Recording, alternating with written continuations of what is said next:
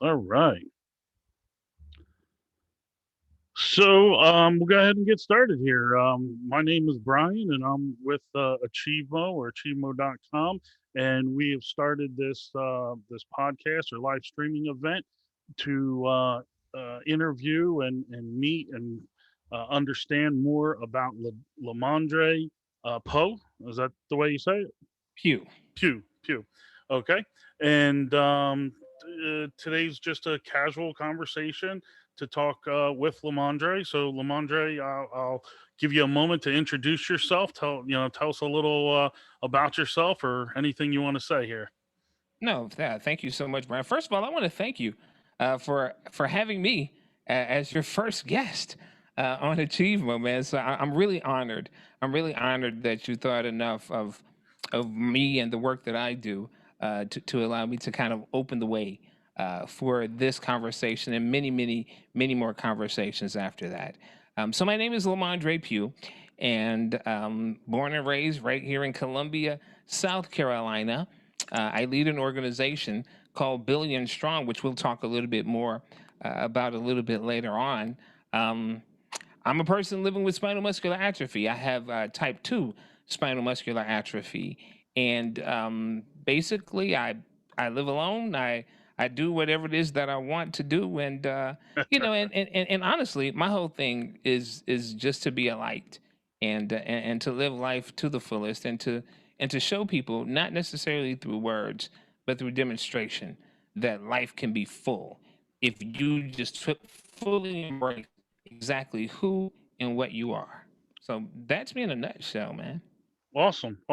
Yeah, I'll say how we got connected, right? So, I have spinal muscular atrophy as well, and I have type 3.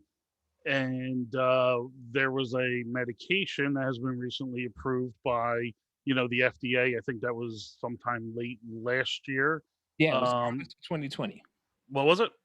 August. August of 2020. Okay, so August 2020, they approved the Evrysdi medication, which is a oral medication to treat the SMA or spinal muscular atrophy. I guess it's good for adults and children and everyone to take.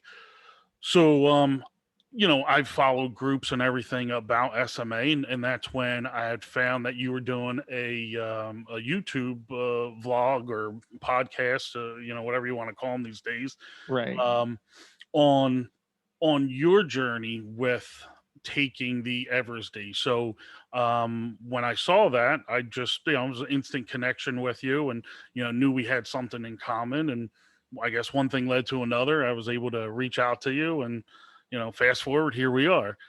So why don't you tell me a little bit about your journey on Eversd? Right, you were doing the video logs or vlogs. Tell me a little bit. What's your experience been so far? Sure. It's been an incredible experience. So back in, well, I guess back in 2019, I really started investigating what were the options available for me in terms of treatment for spinal muscular atrophy. Because, a lot of these treatments are really new. Like, I mean, like the major ones weren't approved in 2000, until 2016. So all of this is still relatively new in terms of being released to the community of people with SMA. And I was actually doing research, and I decided a specific treatment option that I was going to go with. And I was getting prepared for that. But now, in order for me to receive this treatment, it was going to require that I have a surgery, a laminectomy, because I have full spinal fusion. And this particular treatment requires lumbar punctures a few times a year. So you're And talking about Spinraza. specifically, yeah, Right, Spinraza. right. I was looking Okay. at Spinraza, and I was all set. I was all set. And so January rolled around. I had the appointment with the neurologist. We talked about everything. We set everything up for me to have the laminectomy. And so I was supposed to have it in February. Some crazy stuff happened. I couldn't do it in February. So March of 2020, I was all set to go have this laminectomy so I could have the surgery and so I could start receiving my Spinraza injections.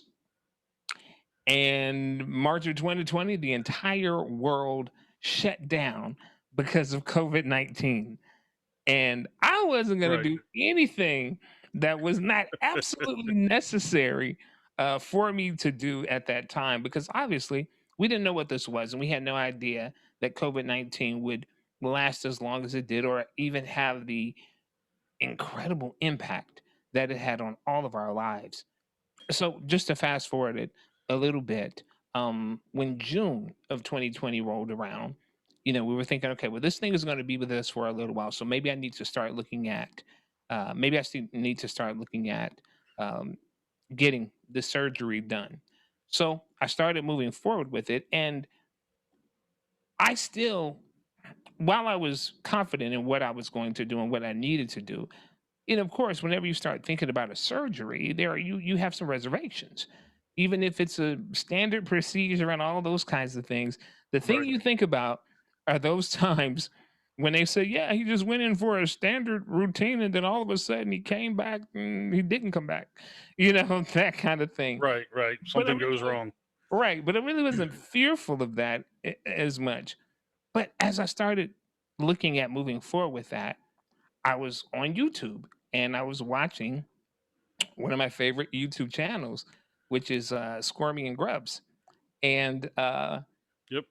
he just quickly mentioned that he was getting off of Spinraza and he was moving forward with a treatment that he just took every day at home. Was just a you take it like you take medicine every day at home, and so of course that piqued my interest, and I started digging and doing research. Talked to my neurologist, connected with the folks who actually created the treatment in itself, and after that, I was thinking, well, let me hold off on this other thing and let me see what happens with this. Well, in August, they approved it. And by October, I was on Everesty. And honestly, it has been an incredible experience ever since. Nice. Nice. So are you seeing some improvements with the Eversday? Yes, yes, I am. Awesome. In fact, I've noticed more neck control. I've noticed more hand movement. I have more stamina. I have more energy. Um, and it's the kind of things where it's small improvements, but these small improvements are massive for me. Like for example, in November of 2020, I lost my grandfather, and it, it it because we were still in the throes of COVID-19, they had an outdoor service for my grandfather, Okay. and usually if I'm outside and it's rocky terrain, someone would have to be with me the entire time, okay? Because my hands would slip or something. I would get tired and they would have to help me drive my chair. Well, for his entire homegoing service, for that entire time that we were outside, I was able to navigate by myself without the assistance of anyone else. And that's when I first realized that, wow, I'm a lot stronger than I was a month ago, than just a month ago. Now, I want you to understand something. As I'm saying this, you know, these results they vary. They vary. And every individual's treatment journey is different. But I felt it was important for me to document my journey because just like I heard someone mention it in a video, and so that set me on the path, I realized that there were probably a lot of other people like me that were out there looking for information from real people who are really experiencing this, not from a marketing standpoint, not from any of those things, but just what is your experience, and just share those things, share the realities of it. And so that's why I started documenting my experience on YouTube. And if anybody wants to check it out, you can go to my YouTube channel. It's my name, LaMondre Pough. That's what it is, and all of my videos are up there. And I haven't updated in a while, but I will be. I'll be putting some more stuff out there pretty soon. Yeah, that's awesome. It's good to watch and see the progress. Um, it's one of those things where I had taken Spinraza. I took about 14, I think it was 13 or 14 injections. And that was one of my main things to get off. It's I luckily I didn't have to have any kind of spinal surgery, or I don't have any fusions. So it was a little bit easier for them to inject me with. However, the just still the procedure of doing blood work every time. You always had to do blood work before your procedure. Then you go down, you get your procedure, and you end up with at least 24, if not 48 hours of being laid up, because Right. they're puncturing your spinal cord. Right. So I saw a little bit of improvement at one point with Spinraza, but then I made the decision to switch over to the Eversd. I've been on it since January 1st, and I'm actually starting to see a little bit of improvement too. It's very slow. Right. I know, I think we all would hope for an injection that would turn us into the Incredible Hulk overnight. At least that's I want to be some kind of a Marvel's Avenger or something with Right. a treatment. But I'll take the small little increments that improve us, in one way, shape, or form. Yeah, Brian, I think it's really important to say at this point, you know, whatever you choose for your treatment option, that needs to be a decision that you make for yourself with the help of your physician and your support team, whether that be family, friends, whatever it is. You need to make the right decision for you. You know, Absolutely. um, and honestly, the thing that even really made me started seeking treatment in the first place, because when I say that many of these treatments are brand new, you have to understand. I never thought that I would see a real treatment for spinal muscular atrophy in my lifetime. I never thought that I would see that, because you have to remember that most of the stuff that we've seen, the research and all of the things that have been done have been geared towards finding a cure or preventing it. So it was never really about the people who were already here with it. So everything was, we got to stop SMA and that kind of thing. So I never thought that I would ever see a treatment that I could take that would help me. I always thought that everything that we were doing for people who were not born yet. So Right. when this came about, it was almost like, what? Are you serious? And honestly, I was still leery. I was still very leery. And it wasn't until I saw the progress that my little cousin Ariana also has spinal muscular atrophy. Okay. And anybody who knows me, anybody who follows me, they know Ariana, because Ariana is my girl. All right. If you go to my Facebook page, you'll see pictures of me and Ariana. It's almost like that's my best friend. When you Right. see Right. her, you see me. You know what I'm saying? It's that kind of thing. Um, but Ariana's 12 years old, and I saw how this little girl bravely was taking Spinraza, and I saw her improvements, and it empowered me. It Right. empowered me. It set me on a journey. It was like, nah, I got to get serious about this, and that's what really opened it up for me. And now she's on Eversd as well. She was on Spinraza. She got off of Spinraza and went to Eversd. But then I also know people who were on Eversd and have gone to Spinraza. I've switched over. So Right. so it's the kind of thing, whereas you have to find what's right for you. I know that for me, since this was the first treatment that I've ever done, I was thinking the least invasive options that I have are the best for me. And the fact that, all of our lives are busy, but who wants to every 3 months, you know, it would be hard for me to shut my life down every 3 months in order to go have a procedure done, and then jump back into it. Of course, if I had to, of course I would do it, but it would make life more difficult for me. So this was just the better option for me. Right. No, absolutely. And you're right. You have to find the right treatment for yourself with your physician, and make those decisions, together, with your family and so forth, and figure out what to do. So I want to kind of pivot, a little bit, because not everybody who's listening might have SMA, and we obviously gave them some background because we're two experts in it for the most part. Um, you know, so obviously, you use a power chair. I use a power chair, and we're utilizing that on a daily basis. So I guess you can put us in a category, if you want, of being disabled. But that also gives us a reason to want to do more than, than what we're typically capable of doing.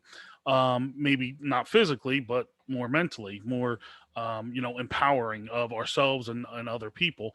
So tell me a little bit about Billion Strong. Tell me what inspired you to create that, right? What inspired you to kind of get started, and tell me a little bit about the organization overall.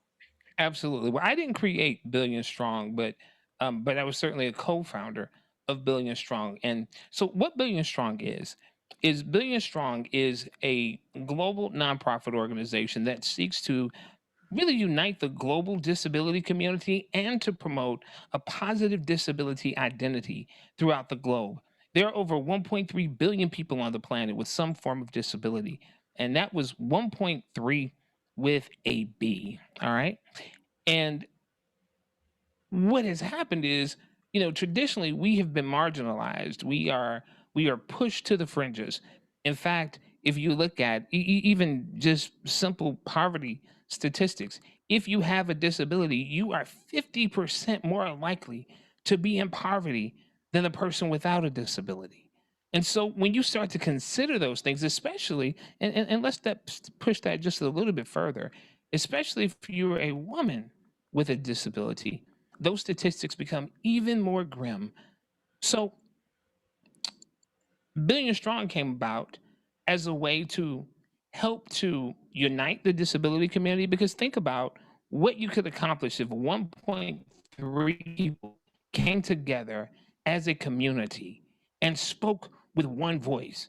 Imagine what could happen if, instead of Right. splintering and fighting because, oh, I have a visual impairment, or oh, I have a mobility impairment, or oh, I have a intellectual disability, that we can't connect and we can't get along, or we're fighting over the same pie. Instead of doing that, what if we just rebake the entire pie so that everybody could have a piece of that? And that's really what Billion Strong is about. um and it was basically a response to a demand. And that demand was, we needed an organization, we needed a movement whose mission it was to unite the community. And it had to be a movement that was by people with disabilities, for people with disabilities. And it was a movement that accepts all intersectionalities and accepts all diversity. Because here's the thing: disability is the only minority group that anyone can join at any time. All right. Right. And honestly, either through illness, accident, or simply through the process of aging, as I like to say, just keep on living, baby. Right. You will probably experience some form of disability. But here's the thing: disability doesn't mean broken, disability doesn't mean less than, disability does not mean incapable. It is simply a point of diversity.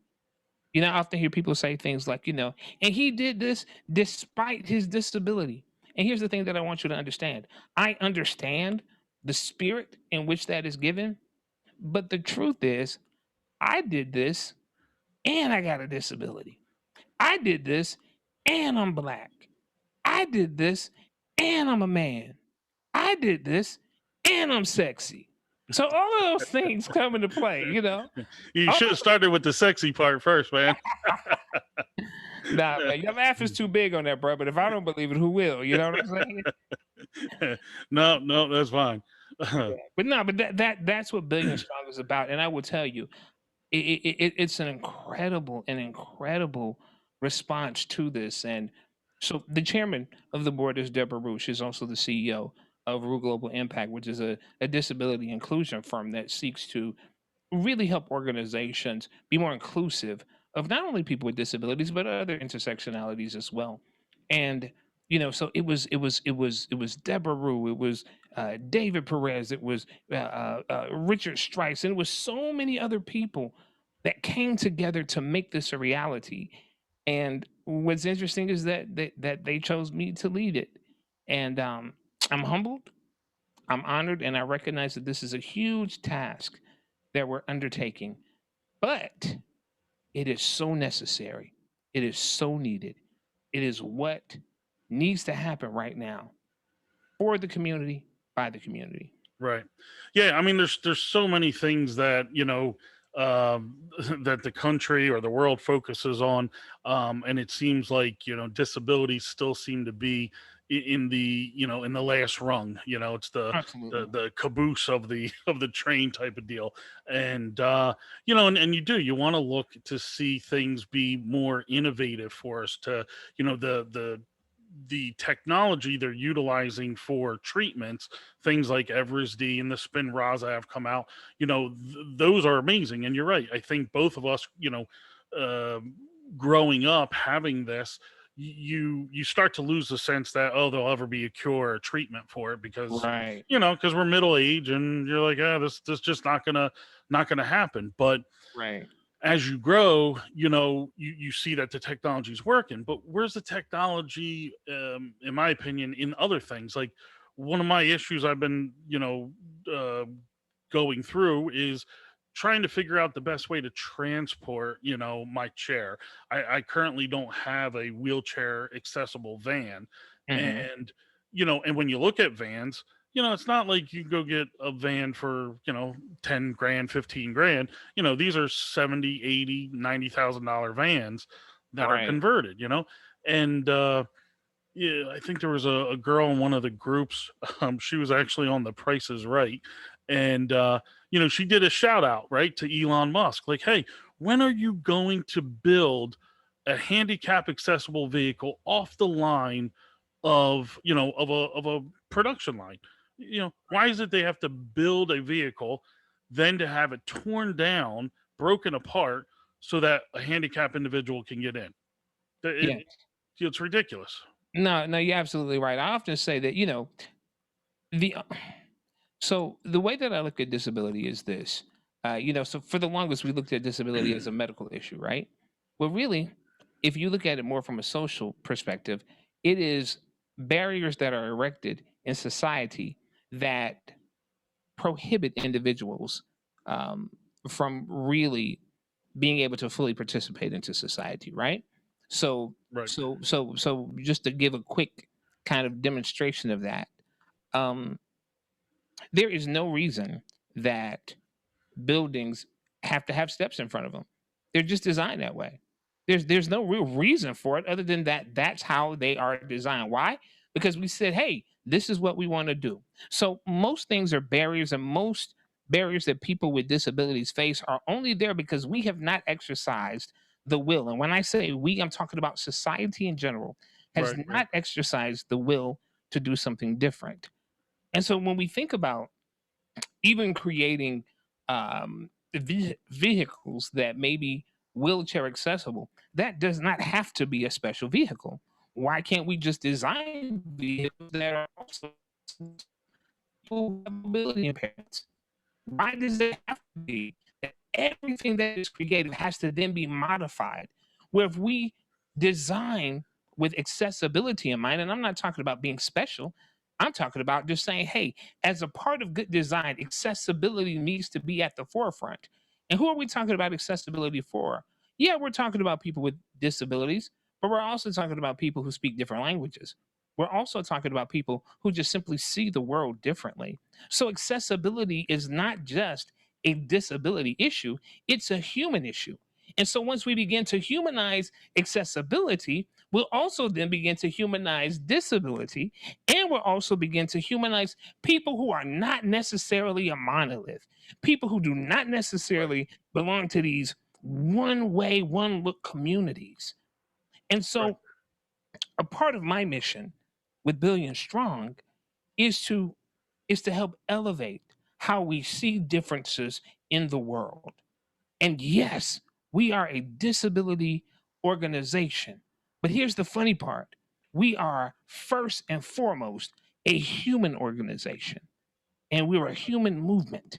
And that's what this is about, man. So, yeah, I'm glad she shouted out Elon Musk. And I think we also need to shout out so many other designers. Yes, transportation is a huge issue, and we've got to deal with that. We've got to handle those situations. But there are also a ton of other issues that we have to approach: technology, um, artificial intelligence, machine learning, housing practices, um, policies, policies that govern even even our justice system and our criminal justice system. So all of those Right. things have to be looked at, and they have to be looked at from the lens of accessibility, because accessibility affects all factors of our lives. No, you're 100% right. I mean, that's you do have to look at everything, and we live in such a great time in society, in the sense of the technological advancements and so forth. I mean, if we were born in the 1500s, we probably still wouldn't be here right now. So it's one of those things where we can utilize the technology, but as much as I believe in exploration and so forth. We're sending people to Mars. We're sending people to the moon. We're sending people to outer space, and yet you can't get a wheelchair accessible vehicle for less than $80,000. To me, there's something wrong with that. And maybe obviously, if the car manufacturers could make money on it, they would do it. They feel like it's easier to just stamp out these other cars. But what you had said was, put that accessibility at the forefront of your design. You can build the vehicle, or a building, or whatever it may be, when you think about accessibility first, and then the rest of the design after. You can actually reach both, and it would be done on that same production line, so that Right. we wouldn't have to spend exorbitant amounts of money. And unfortunately, there's so many. I bet you, out of that 1 billion plus people who have some type of disability, many of them you know cannot make enough money to be able to purchase these things. So when even medical equipment, I mean, I need new tires for my power chair, and the insurance company comes at me with like a $850 price tag for tires. And I'm Right. like, I'm buying them for a power wheelchair, not for my vehicle. you know Right. it Right. it doesn't make sense. But you put the word medical in front of something, and it's 10 times the cost, Oh yeah. which we have to fix that. But I want to get a little bit even. I want to get a little more basic than that, Brian. I want you to think about it, because what you just said was, about people's ability to afford accessible vehicles. Well, remember, I told you, Billion Strong is a global movement, right? So in the Western world, we have concerns about being able to afford vehicles, right? True. But the majority of the rest of the world of people with disabilities, they're simply fighting to be educated, not Right. to get a car, not to no to go to school. They're simply they're they're fighting to be recognized as a complete human. This is the fight. This is the fight. Now, I'm not trying to minimize what the situation here, because what you brought up is a very valid point. Lord knows, hey, I got to get around too. So and Right. it's very expensive. But when we start looking at it from its totality, when we look at it from from from the big picture of it all, people with disabilities have been traditionally marginalized in every single culture, in every single society across the globe. And honestly, many of the revolutions that we've seen that have advanced the cause of mankind, we have been excluded from. I remember going to people's houses, and there was an auntie or an uncle or a cousin or a sister or a brother that they did not allow to interact with the rest of the family, that they did not allow to interact with the company. And some of it was because they were ashamed. I know Right. parents. I know parents who did never disclose that their child had a disability, not because they didn't love their child, not because they weren't proud of their child, but they were afraid how others would react to them because their child is a person with a disability. So, it's interesting. You would think you would think that we have come so far, and we have. We have made some significant strides. We've made some significant progress, but we are not as far along as we think we are. And when you really begin to peel back the onion, one of the things that we found is that because of the way that society has treated people with disabilities and has viewed people with disabilities, many people with disabilities don't want to identify as a person with a disability. Right. Yeah, right. You're either ashamed of it or you try to prevent identifying that way or being that way because you're looked upon in a different, light. Right. And who wants to be looked at as less than? Who wants to be looked at as devalued? Right. That having said that, the truth is when I come to the table, all of this comes to the table. I don't leave my maleness at the door when I come Right. to the table. I don't leave my blackness at the door when I come to the table. I don't leave my disability at the door when I come to the table. All of this comes to the table, including the melanin that's attached to it as well. So the truth is, this is who I am. So why is it that I should leave a part of me out of the conversation? I don't think I should. I don't think I have to. And I'm not going to. Right. Yeah, I think for you have type 2 SMA, right? So Mhm. tell me, like, when did you start using a chair? Was that right from, like, were you ever able to walk, or did you kind of Absolutely, absolutely. immediately go into it? Okay, so tell me a Yeah, no, little bit I didn't about your start background story there. yeah, I didn't start walking until I was 9 years old. So up until the point I was 9, I was running around, getting into everything. But what happens is spinal muscular atrophy is a progressive disorder, so you just get weaker and weaker. And so at about 9 is when I lost the ability to walk completely. And then at about age 13 is when I went to a power chair. Um, and then it was probably about age 25 when I lost the ability to feed myself, and I had to have assistance in feeding and that kind of thing. And yeah, so that's pretty much been the progression of my journey. Okay. Yeah, I mean, with type 3, I know there's a wide spectrum, of that. I was fortunate enough to really only go into a chair like full time about 4 or 5 years ago. So I guess I'll say my age when I'm 47 now. So right around 42, 43 is when I started going into the chair. A couple years prior to that, I was using, the scooters to get around, or if me and the wife went to I'm down in Orlando, so if we went to Disney or Universal, you'd get a scooter and you kind of cruise around. But I was able to do shorter things. Like if I had to go to the grocery store, I would, hold on to a shopping cart and navigate my way through. Hmm. But being a larger guy, I guess, I would get into a position where if I took a fall, you need a half a dozen people to get me up off the floor. And I think that's where my doctors, they started saying, look, you need to start utilizing a chair to prevent, the high risk of falling. With that being said, it's one of the things that I've learned.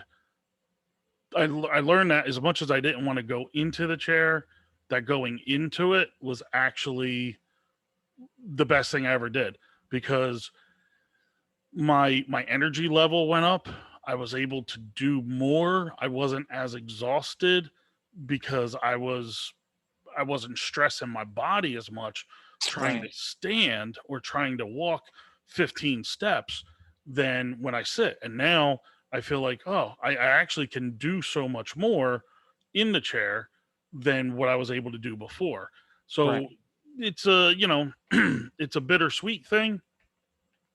I think we would all prefer to be able to walk if we could, or be able to do everything if we could. But but acceptance, one of the things you had said earlier, is key to accepting who you are and what you can do, and being able to, get the most out of yourself by doing that.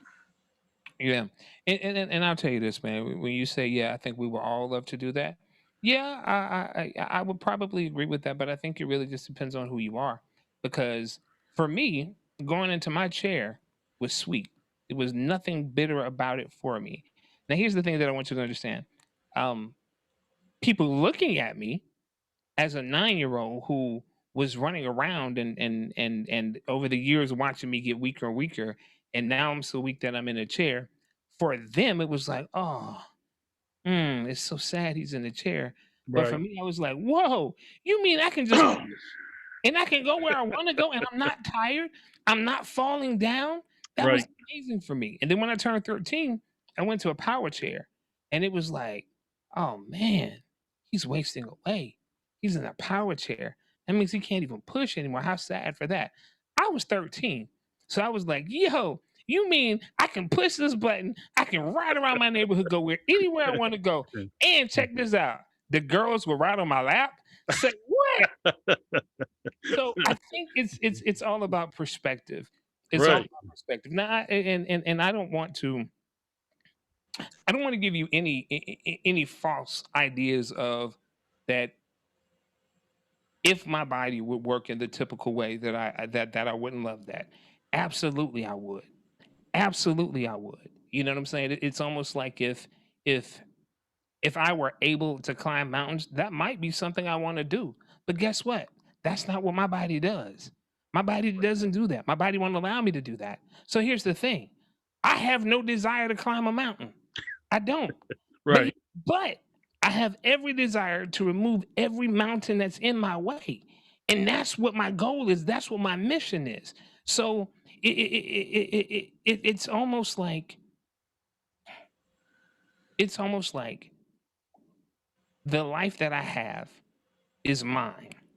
It is my life. It is in my hand, and it is up to me what I make that life about. And I don't care if you're a person with a disability. I don't care if you're a person that I don't care if you're an ex-convict. I don't care what the situation may be. It is your life, Right. and it is in your hands, and it's up to you what you choose to do with it. Now you can live your life chasing after something that may never be yours and pining for that and longing for that and hurting for that. Or you can look at what's in your hands and figure out what you're going to do with it and how are you going to impact the world, because the mandate, I believe, is to live on purpose. And living on purpose really for me is, why am I here? And what is it that I can do? How can I impact this world? And living to that end. For me, Right. that's what it's about. Yeah, no, I believe very much the same thing. It's trying to identify how to leave the world a better place, how to make an impact, how to maybe make some change. And we can't change everything, but the things that obviously impact us the most are the ones that are probably closest, to our passion.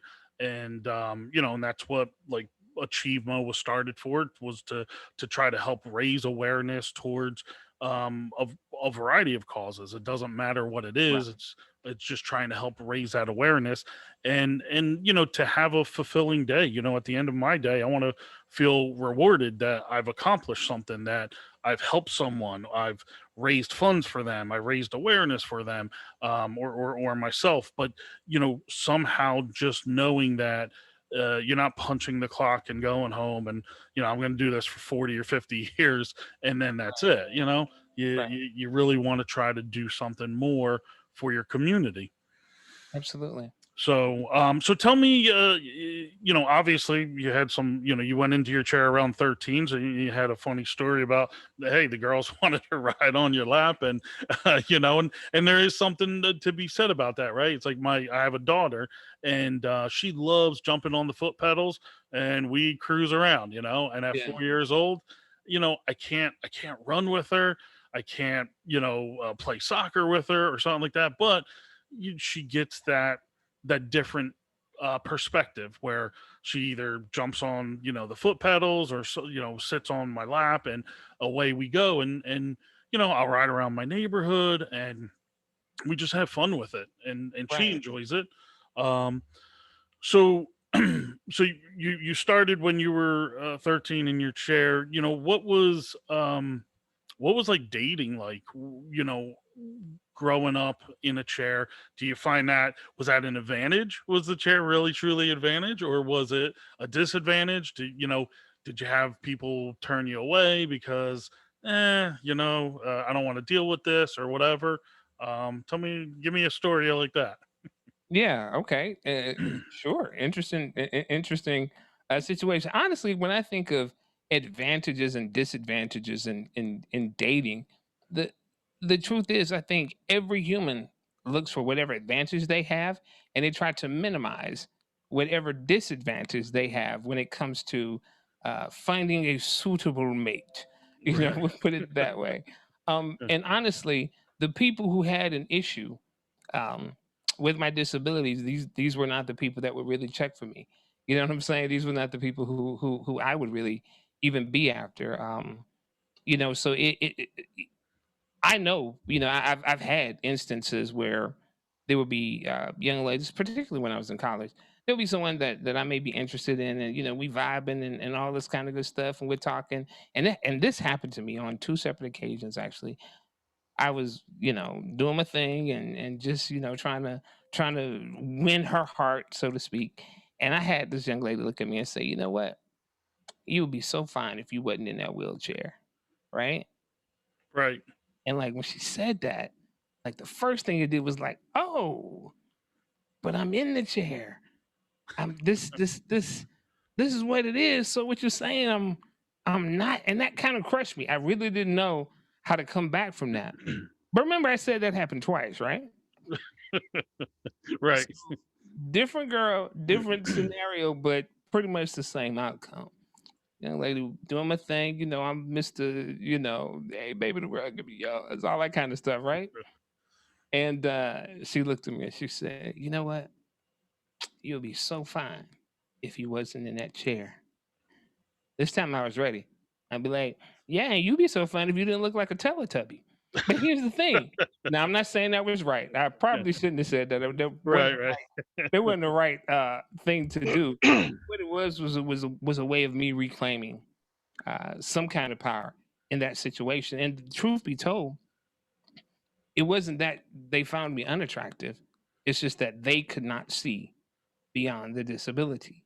And the truth is, if you can't see, if you can't see me for who I am and what I am, then you're really not the person that I need to be trying to connect with in the first place. No, I've Right. had people who were just curious. They wanted to see what it was like, and quite frankly, I was curious too.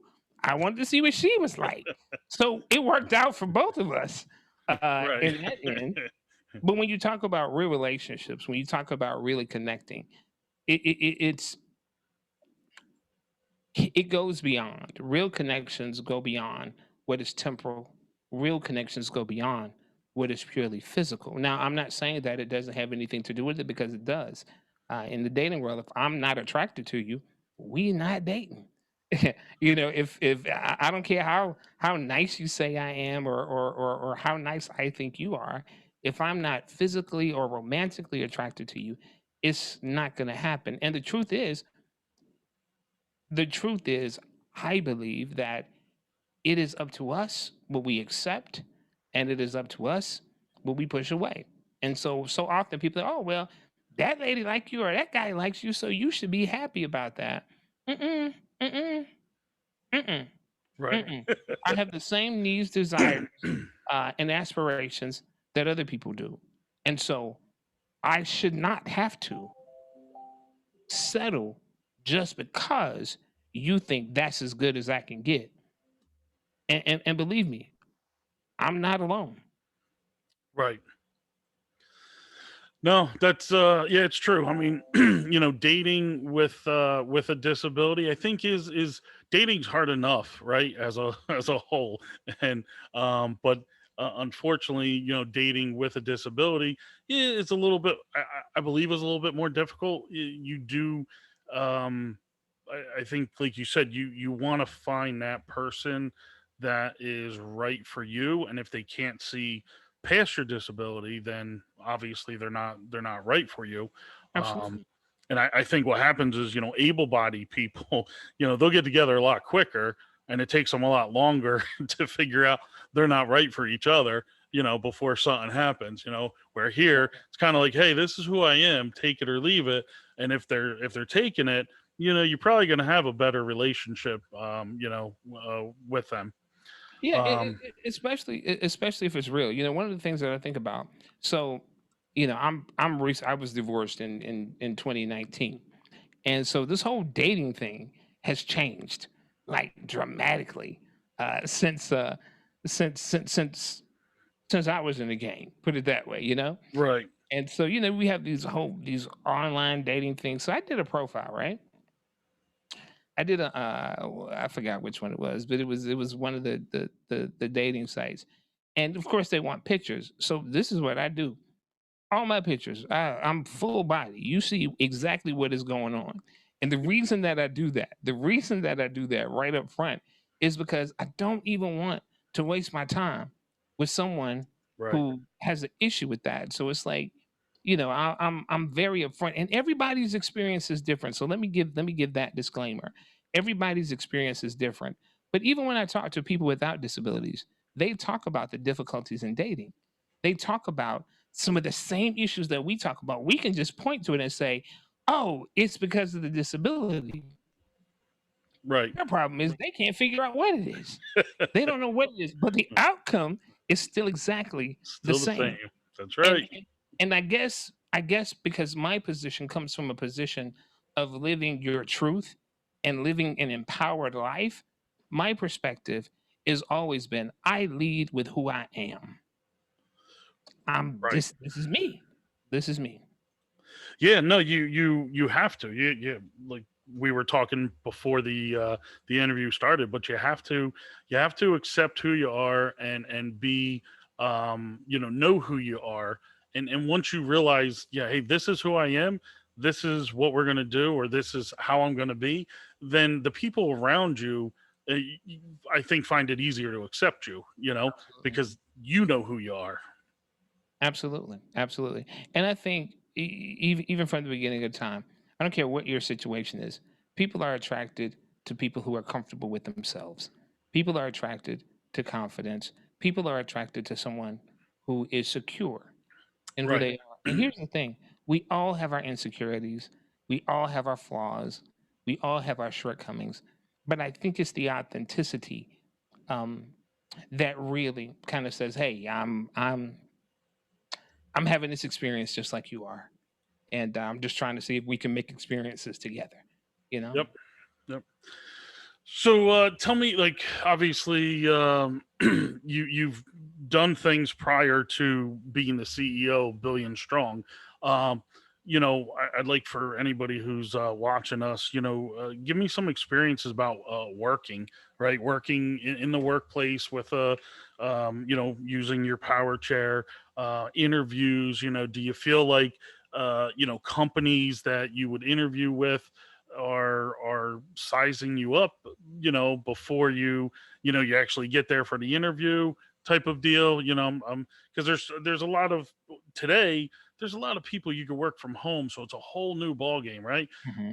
But years ago, everything's in the office, and better than most that getting into a power chair, and getting dressed, and all those things you got to do in the morning to prep yourself or go on an interview, it takes a lot of work to get there, and then somebody, of course, is sizing you up before they even allow you to open your mouth, right? Right, right, and we all are sized up. We all are sized up. I mean, we all have that. We all have that to deal with. I mean, that is something that all humans face. But I will tell you, I know exactly what you're talking about because it's been my experience that you submit your resume, and they love your resume, so they do a phone interview. They love the phone interview, right? Then they want to do an in-person interview. So you put on your best suit, You shine up your shoes. You got your whole executive vibe happening, and you're ready to work. And you go in, and when they see you, it's like, hey, hey, hey, I'm so sorry. This position was filled. And he was like, "Really? Because I'm, you set up this interview. You told me that it was the best telephone interview you've ever had, and you were so excited for me to come in. Yeah, I'm sorry. Yeah, the position is filled. Okay, no problem. Then you go home and you start your journey again. You start looking for whatever position it was that you were looking for, and then you see the exact same position that you interviewed for that they just told you was filled being advertised again. So now Right. the question is then, so what was it? What was it? Because I didn't say I needed an accommodation. I didn't say that I would have any issues or anything like that. You loved my resume. You loved the interaction over the phone, but now it's something different. But I will say there are organizations and there are corporations who are really doing, who are really trying to put some real effort into changing that. And I think that that is one of the things that the pandemic did do, particularly for the Western world, is that it has forced companies to look at other opportunities of getting productivity out of people because ultimately the idea is to solve that company's problem, whether that be making widgets, whether that be making phone calls, whatever that is, finding people to solve the problem. And the pandemic showed that we can find other ways to solve problem and use untraditional sources of getting those problems solved. But then the second piece that I think is important after being rejected so many times for different things, and believe me, I've also had some real successes in terms of working as well. But after being rejected so often, one of the things that I decided in my mind, if they won't hire you, hire yourself. Create a job for yourself because ultimately what it is, it's about finding what is it that I can offer the marketplace that would be something of value that people would exchange money for this thing or this service or this concept that I'm offering, and do it. Offer it to enough people, to enough of an audience where you can sustain yourself. And so this is why you see so many people with disabilities turn to entrepreneurship, because it is truly a path where it doesn't matter if the organization doesn't see your value. If I can make value myself, then I can make a living. And I'll tell you, I think the gig economy has also helped in that quite a bit. Yes. Yeah, I mean, it's definitely, the again, going back to technology and stuff, that all has helped because now the ability to work from home, work remotely, I know I've been working remotely for 5 plus years, to be able to do that, just makes life that much easier. Not Exactly. just for able-bodied people, but also for us. I mean, it makes it easier getting up in the morning, and everything is delayed. Everything takes maybe delay is not the right word. Everything's extended, right? It's your shower doesn't take 5 minutes or 10 minutes that an able-bodied person jumps in the shower. No, it might take 25 or 30 minutes. Getting dressed is not a 2 minute thing. It's a Right. 20-minute thing. So there's so many things that people take for granted as able-bodied to oh I'm just going to run out to the store and grab a gallon of milk. Those things are amplified, and instead of a 15-minute trip, it's an hour trip. So Yeah, it's it's definitely a different way of definitely a different way of doing things and looking for different ways to traverse life. yeah. No, absolutely. So, you're obviously this is something this podcast or live streaming event is something that I'm starting. I'm trying to do it on a weekly basis. That might be a little ambitious to do one every week, but I really feel like our community needs to come together, participate, talk about different things. I love the concept of billion strong, and I think it's a huge endeavor. But I'm going to ask you, from your perspective, what kind of topics do you think are key, critical items that we should be talking about on whether it's weekly, bi-weekly, monthly, whatever it turns out to be.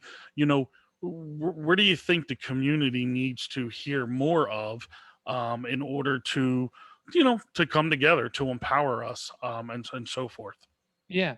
Honestly, man, I think the community just needs to be real.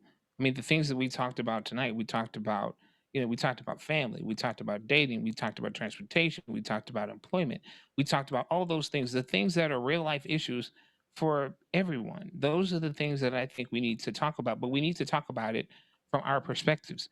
As you Right. said, or as the conversation we just had about, we just traverse life a bit differently. We need to talk about how it's different. We need to talk about how we traverse life because here's the thing. I recognize that sharing our stories empowers others. When people can see someone who is like them or who has a similar situation and they see what they're doing, it may inspire them to think, oh, well, maybe I can think differently about this. Right. I remember when I was a kid, the first guy in the wheelchair that I saw driving a car blew my mind. I didn't realize that was something that was possible for me. But when I saw him, all of a sudden it became a possibility for me, you know? And honestly, it's even when I look at how Ariana looks at me, my little cousin, when I look at how she looks at me and I realize that she's watching me and she's checking to see how I'm living my life, it makes me want to go triple times hard because I recognize that I have a young person who's looking at me and seeing what her life could be.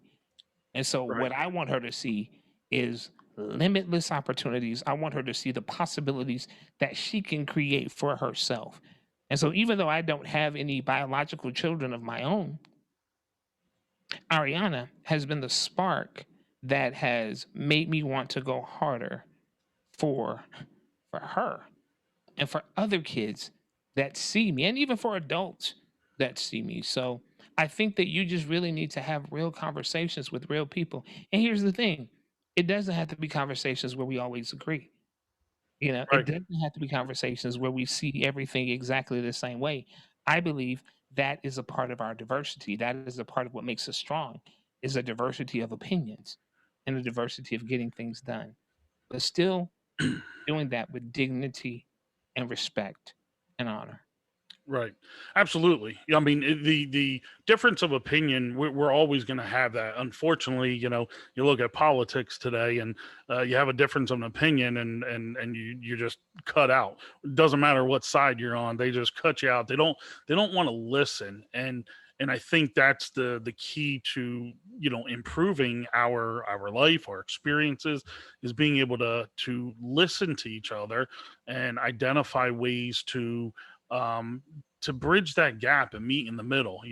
You're right. You may not agree with everything that I, think or feel, and vice versa, but it doesn't mean we can't have real candid conversations, Right. understand your point of view, and then have a discussion on, well, how do we meet somewheres in the middle? I mean, if Right. it's always your way, or always my way, well, it's not fair. You got to find that common ground again, and to make things better. And what you do for your, for Adriana, is awesome, because that is something that, we should, as adults with disabilities, we should make sure that we are empowering the children. Whether they're able bodied or not, they can look at us and say, okay, there's a guy or a lady in a wheelchair or power chair. And if they can do that, if they could lead that company, if they could lead that organization, if they could be, a mayor, governor, president, whatever it may be, then they know they can achieve that, whether they're able bodied with no issue, or in a wheelchair, like your niece there, or Yeah. goddaughter. I mean, My cousin. it's Yeah, my little cousin. yeah, yeah, yeah. I'm sorry, your little cousin. But it's true, because it allows them to look at you and say, wow, he's doing that. He's making a difference, and the disability doesn't define us. It more or less empowers us to push on. Yeah, and let me tell you this, man. Um, as we continue, these conversations about disability and the human condition, I have chosen not to use terms like able bodied, and I'm going to tell you why. Because it still kind of focuses on physically what you can do or what you cannot do. I choose to use the terms like, people with disabilities and people without. And the reason that is because I don't want someone to think that, okay, so because we can't see that you have a disability, that you're not a person with a disability, Right. or or that this disability is better than that one because at least you can do this, that person can't do that, you know? And so it's the kind of thing whereas my goal is always to empower the diversity that is within us, and I want Ariana to see that. I want your daughter to see that. I want all of us to see the fact that all of us are different. All of us bring something to the table that is valuable even with our differences. And honestly, it's because of our differences that our value should be looked at and our value should be appreciated because of our differences. So, this whole thing is really an Um, elevation in oh, the there way we are. about it. Yeah, this whole thing is really an elevation in the way that we think about disability, the way that we think about how our society is structured, um, and how we think about moving forward. And I know we're getting short on time, but I really would want everyone to support this channel, to support AchievMo. I think that this is an incredible endeavor, Brian, that you started. I think that you can have some wonderful conversations with people who think differently. And I would encourage you to look for people who think differently, people who see the world differently, to really help elevate the community and to elevate our society as a whole. And of course, I invite everyone to go to billion-strong.org. That's billion-strong.org. Look at the website, look at what we're doing, and join the movement. Join the movement. This is a movement, again, that's for people with disabilities, by people with disabilities. But we are also looking at our allies and accomplices as well. Because just as sure as there's a person with a disability, there's someone who loves that person. And we need you to be a part of that movement as well. It's a sad thing if you live in a society where the only voice that's crying out for justice is the person who justice is being denied from. So the truth is, we need all of our voices. So go to billion-strong.org, check us out, sign up, and actually make a contribution. We're a brand new organization, so we're just getting started. But make a contribution and follow us. We want to keep you abreast of what's going on, and there's some incredible things happening. I've got an incredible team of people with disabilities. I've got Sonia, who's my chief marketing officer. I have Rosemary, who's over global outreach, and I also have Jasmine, who's in the Philippines, and she's over our Pacific Asian our Asia Pacific partnerships. So so my entire team is people with disabilities, and the vendors that I'm working with are all companies owned by people with disabilities, and so this is going to be our projection. This is how we're going to move forward, and I invite all of you to come along with this journey with us. No, that's awesome. I've definitely checked out billion-strong.com. I've been on the That site. org. Yeah, .org. Yeah, and I want to make sure, like, I'm going to go ahead and share my screen here to make sure that people can see. You have the billion dot strong, billion hyphen strong .org for LaMondre's site here for the Billion Strong.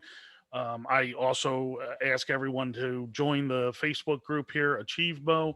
That is where you'll see and receive new events that are coming up and live streaming. And like I said, we're going to go ahead and try to host this weekly if possible. I don't think that having a conversation once a week for an hour, hurts. And I'm going to take Lamondre's advice on trying to find very unique and diversified people who want to come and join, tell me their stories about being disabled, telling me their stories about um, about anything related to the disability market. I'm also looking at bringing on some nonprofit organizations, which obviously LaMondre is CEO of his. So it's just a great way to have a conversation and discuss, and hopefully we'll have some fun while we're doing it and bring people together. Mhm. So, Lamondre, I want to appreciate your time. I know we're a little over the hour, and I really appreciate you sharing your experiences, your stories, and I want to keep in touch with you on billion-strong.org and make sure that we follow your journey. And I'm sure I'll have you on again, and we'll talk about progress and different things. Honored to be your first guest, man. If you need anything, let me know. I'm always here. Okay. I appreciate it. Thank you very much. Thank you, everyone, for joining, watching. And if you're watching this on a replay, we appreciate the support. And again, achievemo.com, the Facebook group AchievMo, or billion-strong.org. Thank you, everybody. Thanks again, Lamondre. You have yourself a good night. All right. Take care.